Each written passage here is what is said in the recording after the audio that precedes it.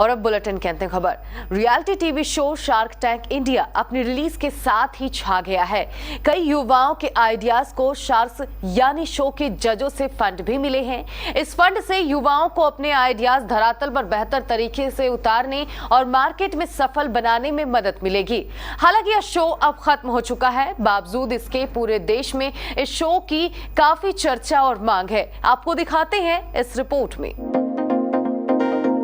TV पर इन दिनों एक शो चल रहा है जिसका नाम है शार्क टैंक इंडिया। इसमें बतौर जज कुछ सफल व्यवसायी होते हैं जिन्हें शार्क्स कहते हैं। इस शो का उद्देश्य कंटेस्टेंट या नए उद्यमियों को एक शुरुआत प्रदान करना है जो बिजनेस आइडियाज प्रस्तुत करते हैं। भारत में ये पहली बार हो रहा है, लेकिन ये अब तक 40 से ज्यादा देशों में आ चुका है। ऐसी कंपनियों को मिली फंडिंग। शादी.com के फाउंडर ने बताया कि इनमें से 59 कंपनियों के फाउंडर्स के पास IIT या IIM जैसे संस्थानों की डिग्री नहीं है। शो में फंड जुटाने वाली कंपनी में से 40 को तो इससे पहले फंडिंग मिली ही नहीं थी। 29 कंपनियां ऐसी रही जिनमें कम से कम एक महिला को फाउंडर रही। कामयाबी पाने वाली 20 स्टार्टअप कंपनियां छोटे शहरों या ग्रामीण इलाकों की हैं। अनुपम मित्तल ने लगाए 5.4 करोड़। मित्तल ने बताया कि उन्होंने निजी तौर पर 24 कंपनियों में 5.4 करोड़ रुपए निवेश करने का कमिटमेंट किया है। उन्होंने कहा कि इनमें से 70% के लीडर युवा हैं, जबकि 50% को महिलाएं लीड कर रही हैं। मित्तल लिखते हैं कि समय का चक्र बदल रहा है और इस बदलाव में भारत सबसे आगे है। पिछले साल प्राइवेट इक्विटी और वेंचर कैपिटल इन्वेस्टमेंट सबसे ज्यादा रहा था। उन्हें उम्मीद है कि 2022 में पिछले साल से ज्यादा कैपिटल फ्लो देखने को मिलेगा। नमिता थापर ने की 10 करोड़ की फंडिंग। शो की एक अन्य शार्क नमिता थापर ने बताया कि उन्होंने कुल 10 करोड़ रुपए इन्वेस्ट किए। इनमें से 7 करोड़ रुपए शो के दौरान और 3 करोड़ रुपए बाद में इन्वेस्ट किए गए। उन्होंने कहा कि ये इन्वेस्टमेंट 25 कंपनियों में किए गए। शो के अन्य जजेस में भारत पे के को-फाउंडर अश्नीर ग्रोवर, बोट के cofounder Aman Gupta, sugar cosmetics की को-फाउंडर विनीता सिंह, मामा अर्थ की को-फाउंडर गजल अलग और लेंसकार्ट फाउंडर पीयूष बंसल शामिल रहे। शो के एक जज अनुपम मित्तल ने इंस्टाग्राम पर पोस्ट किया कि उन्होंने कितना इन्वेस्टमेंट किया है। इसके साथ ही उन्होंने कुछ दिलचस्प आंकड़े भी पेश किए। उन्होंने आगे लिखा कि शो के दौरान कुल 198 आइडियाज आए, जिनमें 67 फंड जुटा पाने में कामयाब हुए। मजेदार ये है कि फंड पाने में कामयाब हुई नई स्टार्टअप कंपनियों में से 67% ऐसी रही जिनके को फाउंडर की उम्र 25 साल से कम है। चलिए अब जानते हैं इस शो के जजेस के बारे में कि आखिर कौन हैं ये लोग जो बस एक आइडिया पर पैसों की बरसात कर रहे हैं और क्या है इस शो का इतिहास। अश्नीर ग्रोवर।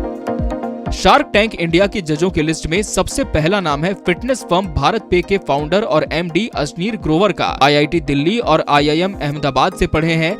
अश्नीर की नेटवर्थ 700 करोड़ है। फिलहाल अश्नीर ग्रोवर खुद विवादों में है और इस बीच शो से लंबी छुट्टी ले ली है। अमन गुप्ता। 7 जजों की लिस्ट में दूसरा नाम अमन गुप्ता का है। अमन गुप्ता उन सफल उद्यमियों में से एक हैं जिन्हें इस शो से बहुत प्रसिद्धि मिल रही है। ये बोट के को-फाउंडर और CMO हैं। केलॉग स्कूल ऑफ मैनेजमेंट से ग्रेजुएट हैं। अमन ने अपनी कंपनी की शुरुआत 2016 में की थी।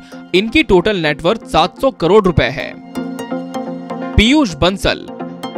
पीयूष बंसल लेंसकार्ट के CEO और फाउंडर हैं। सितंबर 2019 तक लेंसकार्ट के भारत के 70 से ज्यादा शहरों में स्टोर थे। पीयूष बंसल की कुल नेटवर्थ 600 करोड़ रुपए है। पीयूष बंसल ने 2010 में अमित चौधरी और सुमित कपही के साथ मिलकर कंपनी की स्थापना की थी।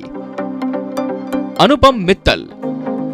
अनुपम मित्तल पीपल ग्रुप शादी.com के संस्थापक और CEO हैं। अनुपम मित्तल अब भारत के ई-कॉमर्स उद्योग में सबसे प्रसिद्ध शख्सियतों में से एक हैं। अनुपम मित्तल भारतीय reality TV show shark tank India के शार्क यानी जज में से एक हैं। अनुपम ने बॉस्टन कॉलेज अमेरिका से अपनी पढ़ाई पूरी की। अनुपम की नेटवर्थ 185 करोड़ है।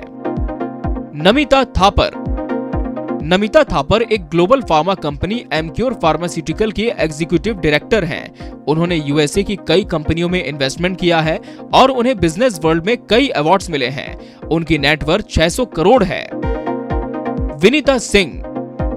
विनीता सिंह शुगर कॉस्मेटिक्स की CEO और को फाउंडर हैं। उन्होंने IIT और IIM से पढ़ाई की है, जिसके बाद उन्हें 1 करोड़ रुपए का पैकेज मिला था। लेकिन उन्होंने अपना बिजनेस शुरू किया और देश की टॉप बिजनेस वुमेन में शुमार हो गई। विनीता सिंह की नेटवर्थ 59 करोड़ रुपए है।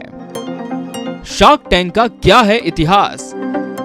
इस शो का सबसे पहला सीजन 2001 में निप्पॉन टीवी द्वारा tigers of money in Japan के रूप में लॉन्च किया गया था। इसके बाद इसी शो के फॉर्मेट को लेकर यूके में 2005 में ड्रैगन डैन के रूप में इसे पेश किया गया। इस शो का प्रीमियर US में 2009 में शार्क टैंक के रूप में हुआ था और अब ये अपने 13वें सीजन में दुनिया का शीर्ष क्रम का बिजनेस रियलिटी शो है। भारत में इस शो की शुरुआत 20 दिसंबर 2021 से हुई। भारत में इस शो की काफी चर्चा हो रही है। Bureau report, KBC news.